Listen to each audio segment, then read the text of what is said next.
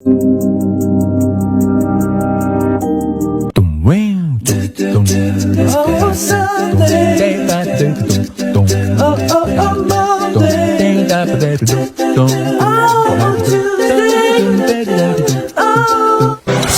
você me fascina. Paulinho vai deixar muita saudade. Fez parte da minha infância, da minha adolescência, da minha maturidade. E nossa, gente, roupa nova, Paulinho, traz assim memórias afetivas muito gostosas, né? Então, Paulinho, essa é uma singela homenagem aqui do programa De Mais Mulher para você. Esteja bem aonde você estiver. E agora, gente, fica aí curtindo um pouquinho de roupa nova. Vamos lembrar aí desse talento incrível que nos deixou esta semana. Tudo pode vencer. Vem fazer diferente. O que mais ninguém faz parte de mim. Me inventa outra vez. Vem conquistar meu mundo, dividir o que é seu e um beijo de amor.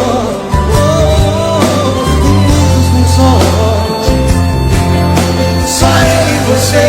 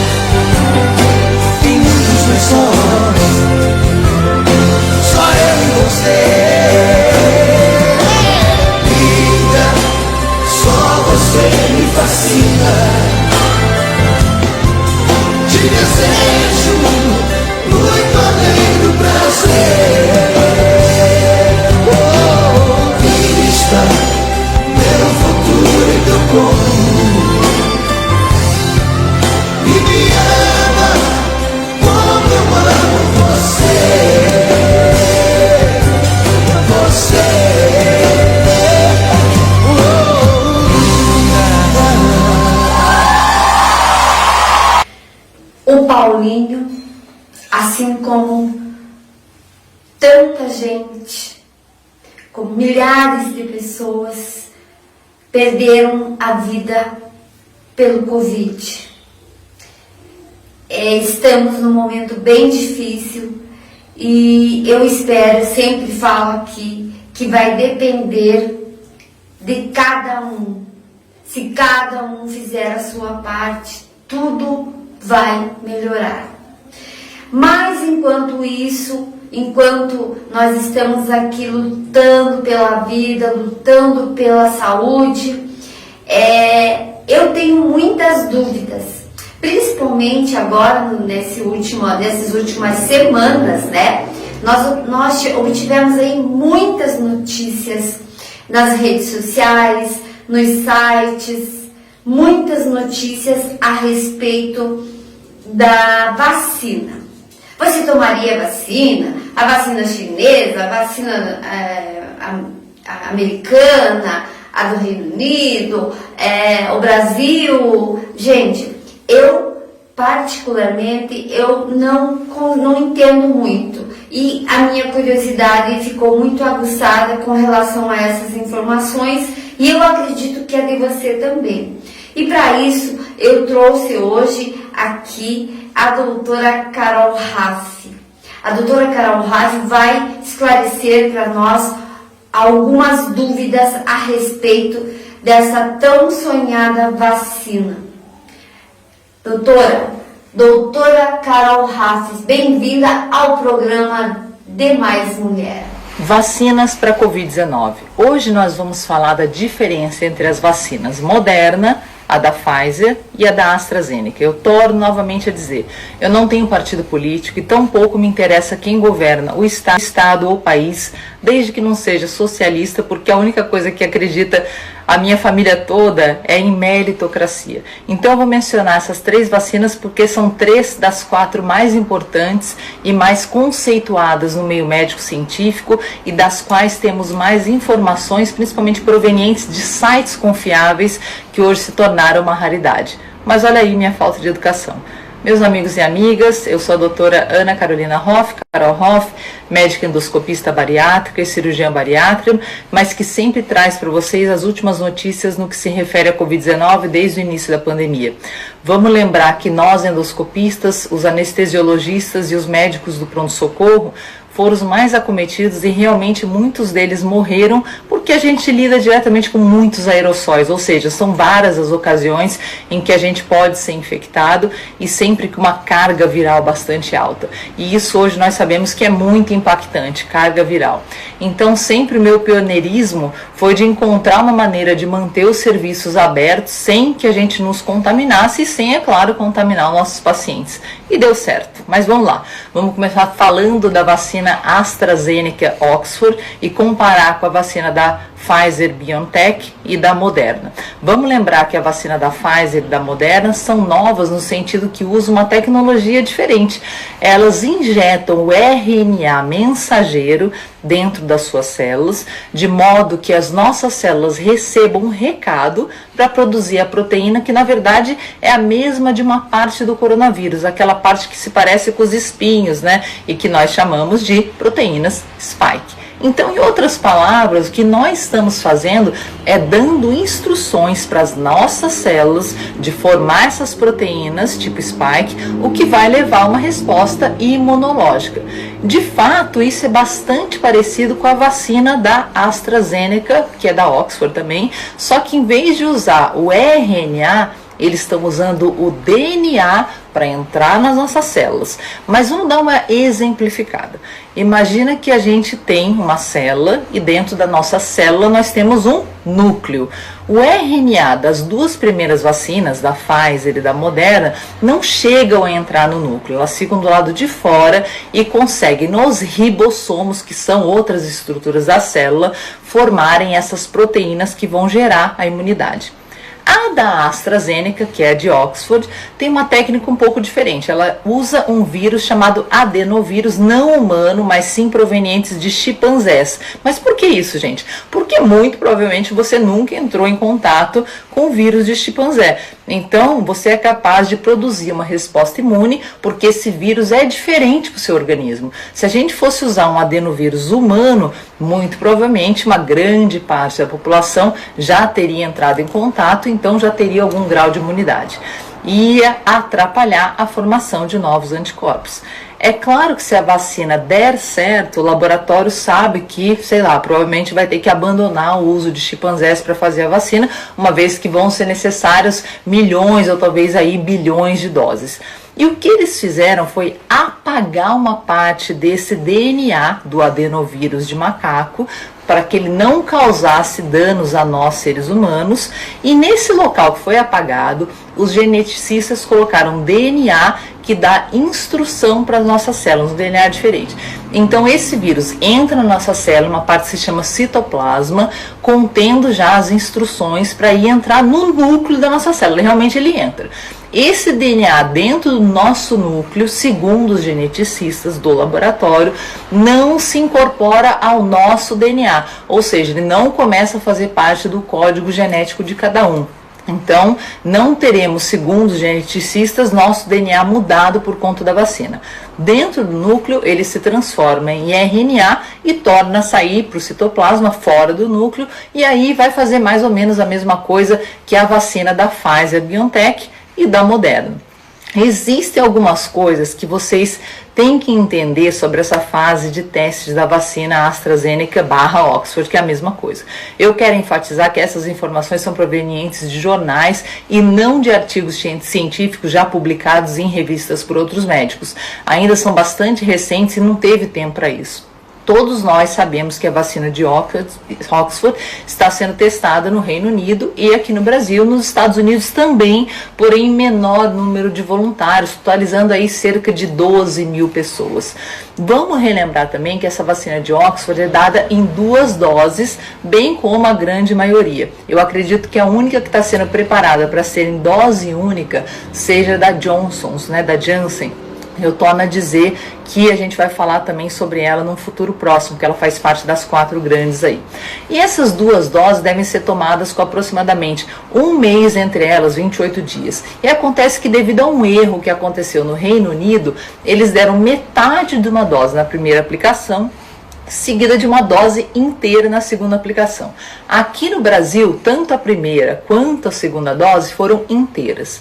De qualquer maneira, após a aplicação da vacina, o laboratório de Oxford estava testando todos os voluntários fazendo teste de PCR, que é aqueles que você já conhece do cotonetão, que inclusive eu mostrei como é feito em uma das vezes que eu precisei fazer o teste. A gente tem esse vídeo aqui nas nossas redes sociais para quem ficar com dúvida. Nos testes da vacina da Pfizer e da Moderna, eles não fizeram o PCR. Eles esperam para que os voluntários apresentem sintomas que se pareçam com a infecção por Covid-19. Então, nesse ponto, nós, com os resultados que a gente já tem em mãos, a gente pode dizer que tanto a vacina da Pfizer quanto da Moderna são definitivamente efetivas, se os dados que eles nos liberaram são de fato reais, mas efetivas em prevenir os sintomas da doença, ou seja, em evitar que as pessoas procurem o hospital, uma vez que elas não desenvolvem sintomas. O que nós não podemos afirmar é que se de fato essas vacinas previnem a infecção, ou seja, a multiplicação do Covid dentro do nosso corpo, porque infecção pode ou não causar sintomas, e sintomas são o que nós médicos chamamos de doença. Entendam que se essa pessoa está infectada, ela continua transmitindo a doença, mesmo que de fato ela não se sinta doente. Como a vacina de Oxford testa cada um dos pacientes com o PCR, de fato eles podem nos responder se a vacina realmente causa ou não infecção nesses pacientes e, portanto, se ela para a transmissibilidade do vírus. Aqui no Brasil, onde foram dadas as 2 doses inteiras, nós temos cerca de 62% de eficácia, que pode parecer pouco sim, mas que já atinge o que nós médicos chamamos de nível para autorização emergencial, ou seja, ela não é uma vacina 90%, 95% eficaz, mas para um começo de vacinação já é muito melhor do que nada. O que entregou nesse estudo, o que mudou aí, é que os pacientes do Reino Unido, que deu um chabu que vocês ouviram essa semana, vamos lembrar que lá eles deram meia dose, e depois de um mês a dose inteira, e nisso a eficácia chegou a 90%. E eu torno a dizer, essa vacina, segundo as informações que nós temos hoje, ela é efetiva em prevenir a infecção e com isso a transmissibilidade. Nos Estados Unidos eles estão fazendo 2 grupos diferentes, usando a meia dose seguida de uma dose e 2 doses inteiras, como foi feito aqui no Brasil, para realmente a gente entender se a eficácia é de 62% ou se é de 90%. Uma outra coisa que eu tenho que apontar na vacina de Oxford é que, como placebo, eles não estão dando soro fisiológico, mas sim uma outra vacina, como por exemplo a da meningite, para ficar mais real para os voluntários. E vocês vão me perguntar por quê, mas mais real por quê? Porque se eu dou uma injeção de soro fisiológico em vocês, vocês não vão ter dor ou vermelhidão, ou seja, aqueles sintomas típicos de quem realmente tomou a vacina. Então a gente vai ter uma resposta mais realista daqueles que tomaram o placebo. Vamos lembrar também que a vacina da Moderna pode ser conservada por até 30 dias em 20 graus Celsius, enquanto a da Pfizer precisa de menos 70 graus Celsius para que fique viável por até 6 meses. A vacina da AstraZeneca Oxford, ela precisa somente de uma geladeira comum. Ela pode ficar armazenada entre 2 e 8 graus, o que seria uma vantagem, porque a gente não teria que montar toda uma infraestrutura para armazenar essas vacinas. Então, são todos esses fatos que são levados em consideração pelo governo dos países do mundo, de todo o mundo. Imagina nos confins do nosso país, que é imenso, a gente ter que encontrar um meio de transportar uma vacina a menos 30 ou a menos 70 graus Celsius. Um outro fator também é que o laboratório AstraZeneca se comprometeu a não tirar lucros da vacina nessa fase de pandemia. Então, enquanto as demais, Pfizer, Moderna, Johnson, custariam em torno de $20 as doses, essa custaria cerca de $3 a $5, para vocês verem como a competição é imensa. Um outro ponto é que eles conseguem rapidamente fabricar 3 a 4,5 bilhões de doses, uma vez que, por hora, a vacinação mais eficaz é aquela que precisa somente de meia dose, seguida de uma dose inteira. Então, e outra coisa, um ponto positivo para o Reino Unido, infelizmente para lá, é que uma vez que eles estão deixando a União Europeia, é que eles não vão precisar da aprovação desta entidade para vacinar seus cidadãos. E segundo o laboratório, não houveram eventos adversos sérios com a vacina e nem de casos severos de Covid-19. Bom, a gente ainda tem que aguardar mais estudos, pesar os custos e pensar naquilo que eu falei sobre armazenagem. Por isso, qual vacina usar? E comprar uma decisão tão complexa e que sim pode se tornar um pouco politizada, visto que a gente não está num país, né, que é o mais rico do mundo, onde a gente tem problema com refrigeração, com transporte adequado e custo, e isso tudo é problema. Eu espero ter ajudado um pouco e, como sempre, até o próximo vídeo. Então, meninas, viu como é importante nós nos atualizarmos das informações, nós procurarmos entender o que está acontecendo. Eu mesma estava assim muito baratinada com tanta informação a respeito dessa tal vacina. Mas o importante é que logo, né, nós vamos estar aí imunizadas e tudo vai dar certo. Eu peço aí a vocês, daqui a pouco eu vou passar para vocês com a doutora também, Carol Raff. É um tema muito legal agora nessa época, porque nós estamos assim com a energia meio baixa, tem dia que você levanta com a energia meio estranha, né? E ela vai nos falar aí sobre energia. Um minutinho só para os nossos comerciais e já retornamos aí com a doutora Carol Raff falando sobre energia.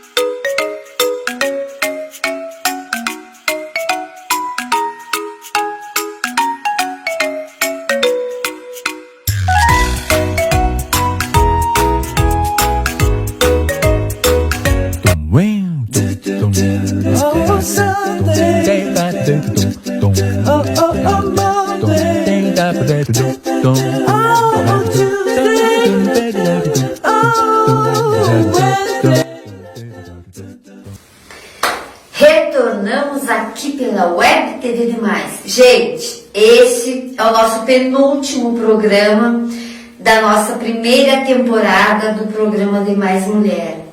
Infelizmente, sexta-feira teremos aí o encerramento do nosso programa desse primeira temporada. E vamos daí fazer o sorteio dos nossos queridos parceiros aí, sorteio de um bolo da Fabiane Bittencourt Cake, sorteio de uma sessão de ozonioterapia da Marielle Valenga, lá do Centro de Beleza Marielle Valenga, e de um vaso de espada de São Jorge sustentável, lá do Mundo Sustentável.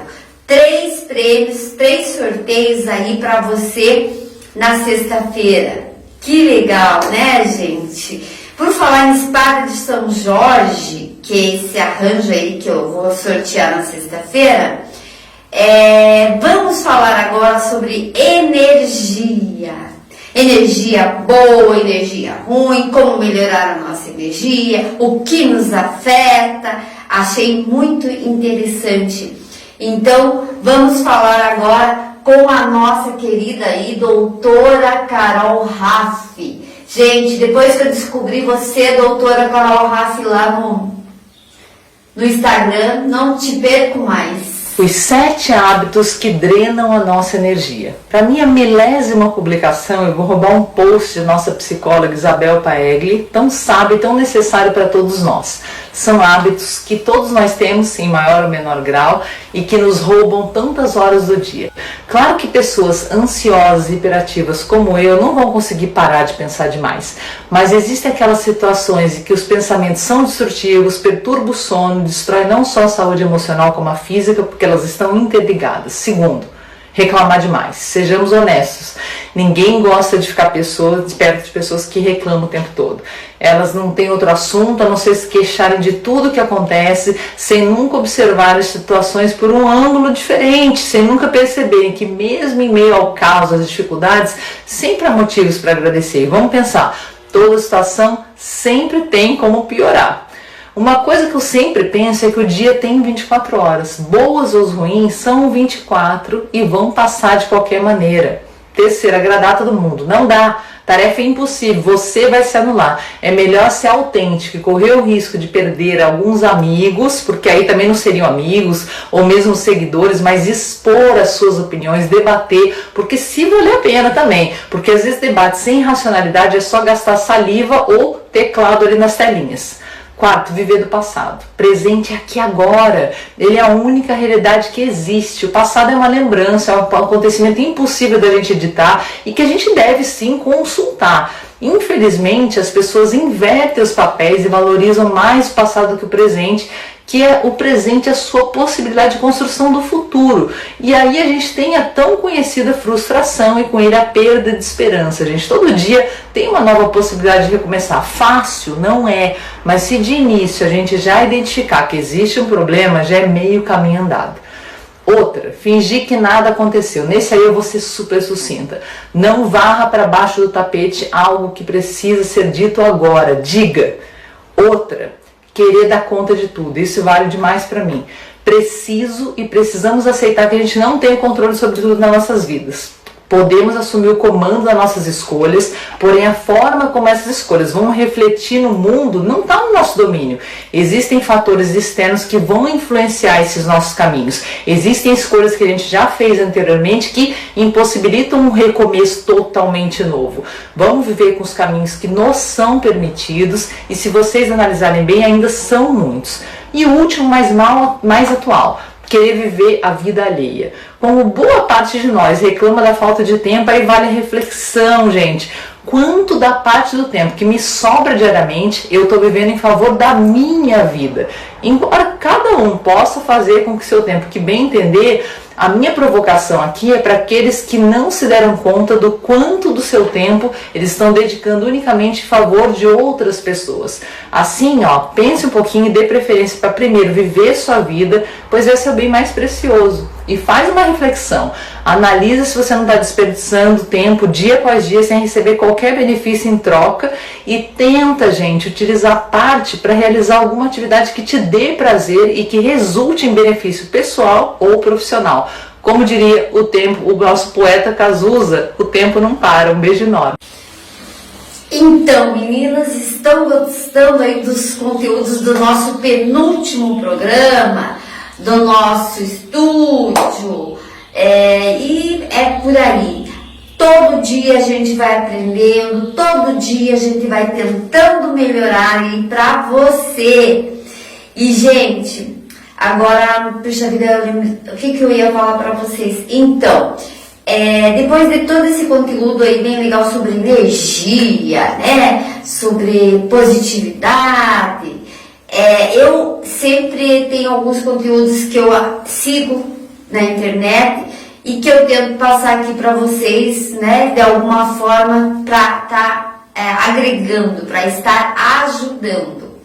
E eu tô agora com uma profissional de organização. É o que a gente precisa, né? Meu Deus, não sei você, gente, mas tem dias que é muito difícil. Você pensar no que você vai fazer na hora do almoço, o que você vai fazer na janta, preparar cardápio. Eu não preparo cardápio, mas depois dessa dica aí da Lia Andrade, gente, eu vou começar a fazer cardápio na minha casa. E veja quanta orientação legal que a Lia Andrade vai passar para você aí agora. Vou chamar ela. Fala aí, Lia Andrade. Mostra para nós aí como organizar a nossa vida. Eu sou Lia Andrade, consultora em organização, e vou estar aqui no Mulheres Acima de 50 ao longo dessa semana falando sobre simplificar a vida. Hoje a gente fala sobre simplificar a vida na cozinha. A primeira dica que eu quero dar aqui é planeje o que vai cozinhar. Então, ter um cardápio básico que pode ser preparado por semana é super importante para otimizar as compras, para otimizar o tempo, para otimizar o dinheiro gasto nessas preparações.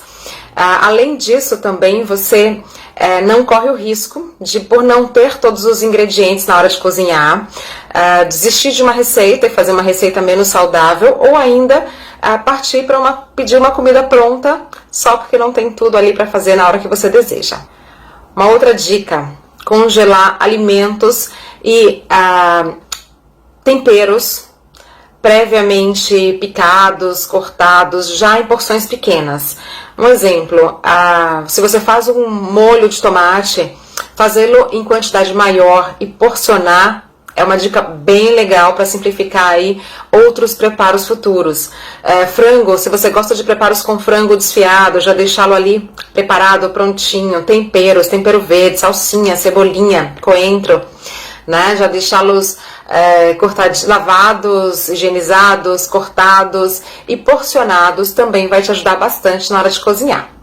Saladas, se você gosta das saladas cruas, das folhas, dificilmente vai conseguir fazer todas as vezes que for comer todo aquele preparo de lavar, higienizar, secar. Então uma dica bem legal é deixar também salada já lavada, já higienizada, pronta em potinhos, e com o cuidado de colocar esses potinhos, de colocar a salada nesses potinhos já bem sequinha para que ela se conserve por mais tempo. Uma outra dica que não poderia faltar: mantenha a sua cozinha organizada. E aqui não tem regra, porque na verdade a organização vai depender daquilo que é a sua rotina de alimentação. Se você usa bastante liquidificador, torradeira, etc., essas são coisas que precisam estar nos lugares nobres dos seus armários, ou talvez até sobre a bancada. Eu sou muito adepta de bancada o mais livre possível, mas isso não significa retirar dali aqueles objetos, aqueles utensílios eletrodomésticos que são de uso muito constante. Então esses merecem sim ficar à mão na bancada ou nos espaços mais nobres do seu armário. Quanto a esses eletrodomésticos também, é legal pensar que você pode deixá-los num lugar, na bancada ou no armário, próximo de tomada, né? Se a gente está falando de coisas elétricas, não é legal caminhar com essas coisas na cozinha na hora que você vai fazer um suco ou uma vitamina no seu café da manhã. Tenha produtos que podem agilizar o preparo.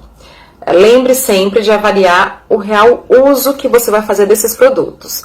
Uma lava-louça pode ser essencial e te ajudar muito, ou pode ser uma tralha na vida de uma pessoa que mora só e que não vai ter saco, paciência de usar pelo menos a capacidade mínima dessa lavadora. Utensílios como descascadores, processadores também podem ser avaliados. Eles ajudam sim nos preparos, mas precisam ser dimensionados de acordo com a sua necessidade, o seu. A opção de congelar comida pronta em porções individuais também é algo legal, desde que você seja organizado, etiquete as suas marmitinhas, para que você tenha um maior controle do que já está há mais tempo no freezer, né? Existem técnicas de organização próprias para isso e a gente vai então passar algumas informações a mais na live que acontece essa semana ainda. Vem comigo, continua acompanhando aqui as nossas dicas e até o próximo vídeo.